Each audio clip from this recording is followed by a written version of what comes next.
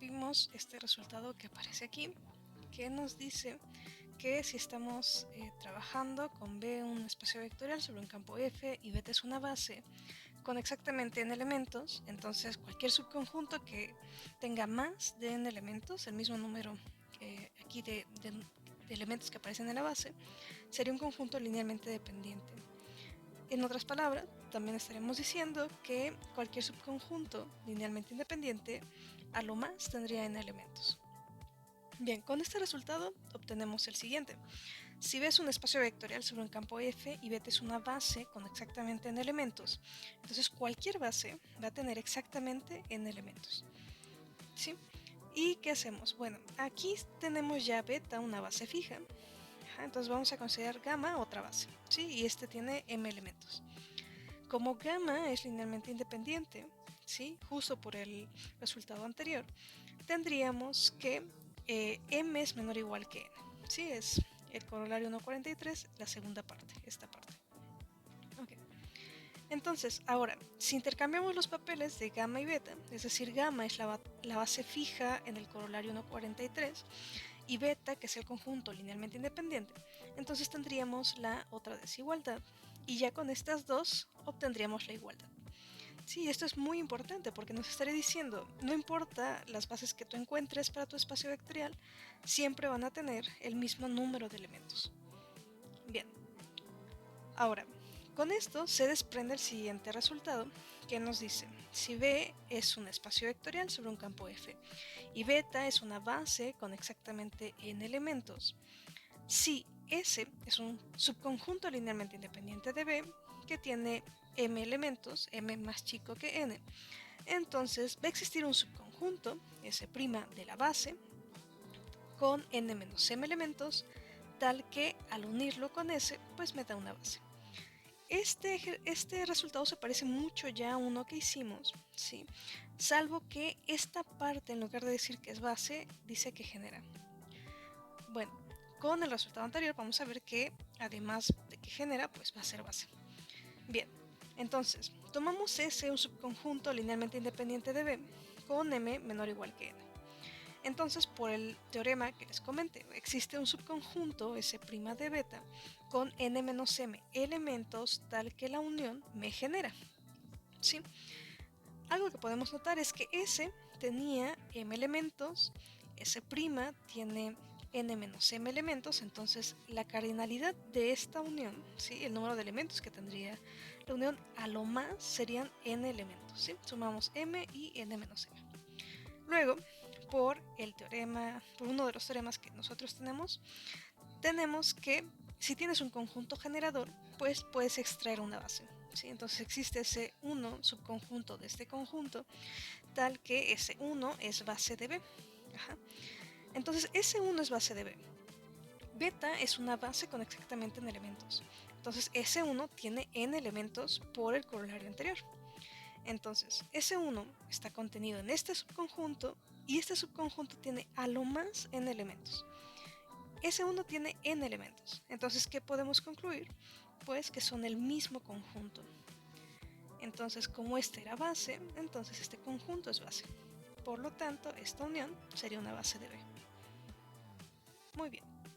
Ahora, veamos el siguiente resultado, que nos dice, si tenemos B, un espacio vectorial sobre un campo F, y beta es una base con exactamente n elementos, si S es un conjunto generador de B con exactamente n elementos, entonces S es una base de B.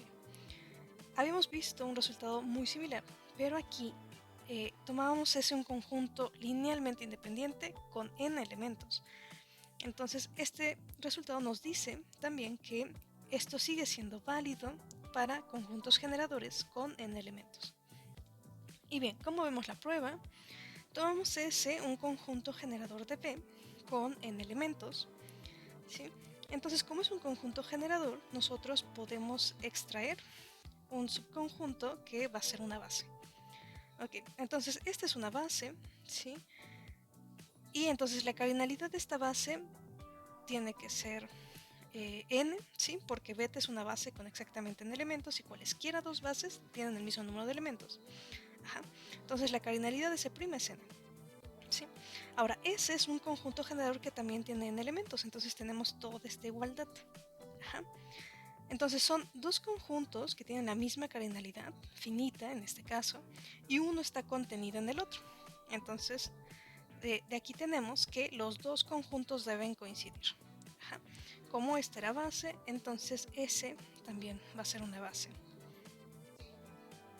Muy bien. Con esto podemos definir lo siguiente, lo que es la dimensión. Decimos que un F espacio vectorial o V un espacio vectorial sobre un campo F es de dimensión finita si tiene una base con un número finito de elementos. Y al número de elementos que aparece en la base lo llamaremos la dimensión de V y se denotará de esta manera, dim FB. Algo que podemos notar es que nosotros ya hemos probado que no importando las bases que tengamos de B, las dos bases tienen el mismo número de elementos, entonces este número que aparece aquí no va a depender de la base que elijamos, ¿no? Es decir, está bien definido. Y en caso de que B no sea de dimensión finita, pues solo diremos que B es de dimensión infinita. Muy bien. Para lo que sigue vamos a usar esta proposición cuya prueba se deja como ejercicio lector, que nos dice lo siguiente. Si tenemos B un F espacio vectorial y W un subconjunto de B, aquí solo pido que sea subconjunto, entonces estas tres condiciones son equivalentes. Es equivalente que W sea un espacio vectorial de B a que sea no vacío y se cumpla que X más AY está en W para cualesquiera XY en W y A en F. Y estas dos son equivalentes a pedir que W es un F espacio vectorial con las operaciones inducidas de B. ¿Sí? Decir que esto pasa quiere decir que B es un F espacio vectorial, entonces él tiene sus propias operaciones. W está contenido, entonces las operaciones que tiene B podríamos restringirlas a W. ¿Sí? Entonces, si quedan bien definidas, que va a ser el caso cuando es un espacio vectorial, se puede probar que si es un espacio vectorial, entonces cumple todas las propiedades de la definición de espacio vectorial. Muy bien. Bueno, gracias a esta proposición se puede demostrar el siguiente teorema, que nos dice, sea B un F espacio vectorial de dimensión finita n, ¿sí? Es decir, tiene una base con n elementos, y W un subespacio vectorial de B. Entonces, la dimensión de W como F espacio vectorial va a estar acotada por n, ¿sí? N es la dimensión de B como F espacio vectorial, y más aún, en caso de que la dimensión justo sea n, entonces el subespacio debe coincidir con todo el espacio. ¿Sí? Algo que podemos notar aquí es que por la proposición que aparece acá, tiene sentido hablar de este número, ¿no? W es un subespacio, pero por la proposición 1.48 es un espacio vectorial sobre el campo F. Entonces yo me puedo preguntar cuál es la dimensión de W como F espacio vectorial. Entonces este número tiene sentido. Bien, bueno, la prueba de este teorema, como podrás ver, es un tanto larga, un poquito larga, pero te dejaré un video y en este video vas a poder ver la prueba con más detalle, al igual de que podrás consultar estas notas. Te dejo por ahí el enlace a un blog donde las podrás encontrar. Bien, entonces, ¿qué se desprende del teorema anterior? ¿Sí?